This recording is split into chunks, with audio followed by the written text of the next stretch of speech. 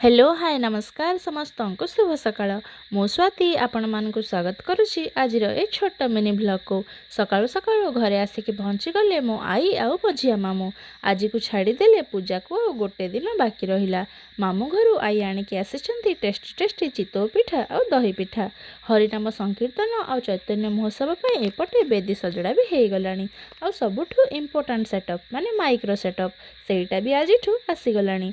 मिकुन एठी बसिकी तार देखारेखा करुची जेहेतु देवी प्रतिमा तैयारी घरे होची तेणु लंचटा पूरा बिना प्याज रसुण संध्या बेले घरे आसिक पहुँची गले मो बाबा पिउसी आउ से संपर्क में मोर कौन है सेटा आपण कमेंट रे जनइबे।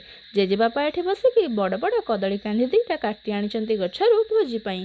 संध्या बेले माउसी जाइथिले मार्केट बैनर गुड़ा सब आनिबा आउ आनिकी आसिले ए बड़ बासन स्टैंडटा। एपटे महोत्सव भोजी पई विभिन्न सामग्री जेमिति कि लुण चीनी तेल गुड़ काजू सुजी चाउल पांपड़ अदा रहुरी केते कौन सब आसीगलानी। ए सबु सामग्री माँ सब देखारेखा करुचंती ता सहित देवी पूजार विभिन्न सामग्री आउ हाँ आमर ए महोत्सव भोजी सबु जिनिस बिना प्याज रसुण तैयारी हेबो। आज डिनरटा मु आ लिप्सा मिसिकी बनैथिलु। आज पई एतिकी रहिली फ्रेंड्स गुड नाइट। भिडियोटी जदि भल लागि थाए तेबे याकु लाइक कमेंट और शेयर करिवे आउ आम चैनल टी को सब्सक्राइब करिवे।